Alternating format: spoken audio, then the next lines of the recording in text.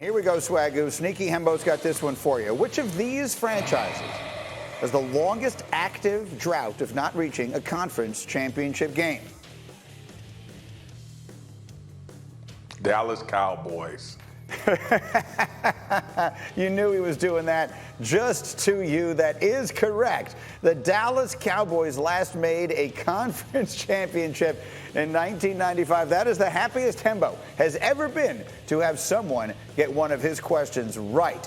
Meanwhile, let us run our way through a few calls that need to be made in the upcoming NFL draft, and we'll get to the Cowboys in a minute. But, Jeff, I'll start with you. Zach Wilson or Justin Fields at number 2? Who you got? I'm going Justin Fields. Listen, this guy, I mean, he got 80-plus touchdowns in college, 9 interceptions. This guy continues to impress me. I had him right under Trevor Lawrence before the season, after the season. I don't care whatever else is telling me in the draft. This kid passes the eyeball test. He continues to do things that amaze me, running the 4.4. He's 6'3", 230 or 225, whatever he is. This is a grown man, great quarterback. I take him too. Yeah, I think a lot of people say that, and yet that's not what's going to happen. Meanwhile, Swagoo, should the Falcons draft a quarterback at 4, or should they trade down? Draft the QB. Listen, Matt Ryan is no spring chicken, still playing really good, but you need to start looking into the future. You don't want to be in a situation a lot of these organizations are in, or franchises, when they've kept their guy too long without a succession plan. I know we hate that Green Bay did it, and we also hate that Pittsburgh doesn't have one. So where do you want to be, Atlanta? I think that's fair. And then back to those Cowboys we talked about. Matt, if they trade the Cowboys, if Atlanta's open for business, should the Cowboys trade up for Kyle Pitts or draft a defensive player?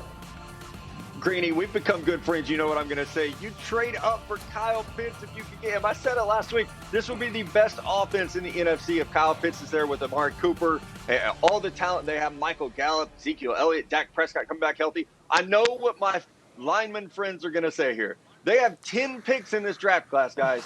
10 picks. Remember that before you roast me here. What does Jeff Saturday say?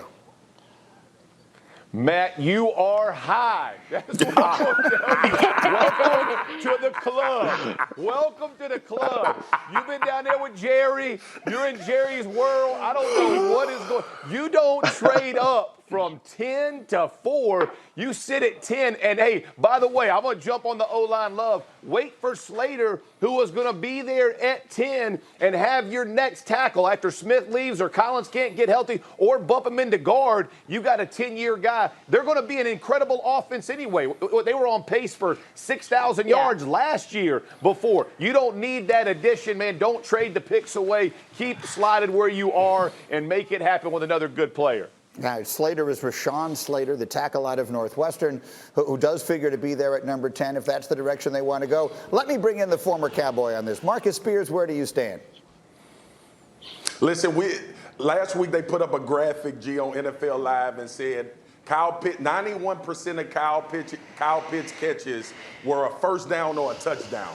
And I jokingly tweeted, ooh, do I have to rethink this trade-up thing? The answer is hell no. You do not trade up for Kyle Pitts.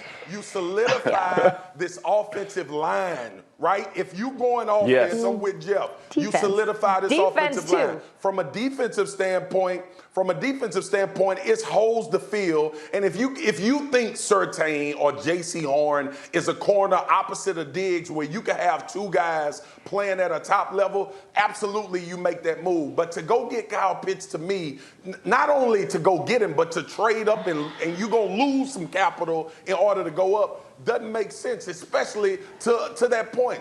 And I believe Dak threw for 5,000 yards the year before last year. So this offense has been pretty good from that standpoint. They need to figure out how to stop people. Did we not watch the Super Bowl?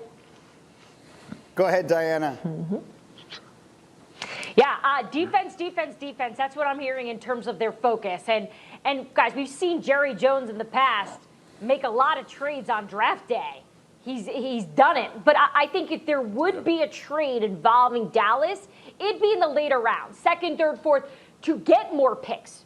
You know, perhaps we could see a similar play that the Panthers made in 2019. Remember when they just cleared it all out, went defense all across the board. This is something that Dallas could perhaps do. I know they need an offensive lineman as well, but really, when you talk Dallas, their one Achilles heel at this point is this defense.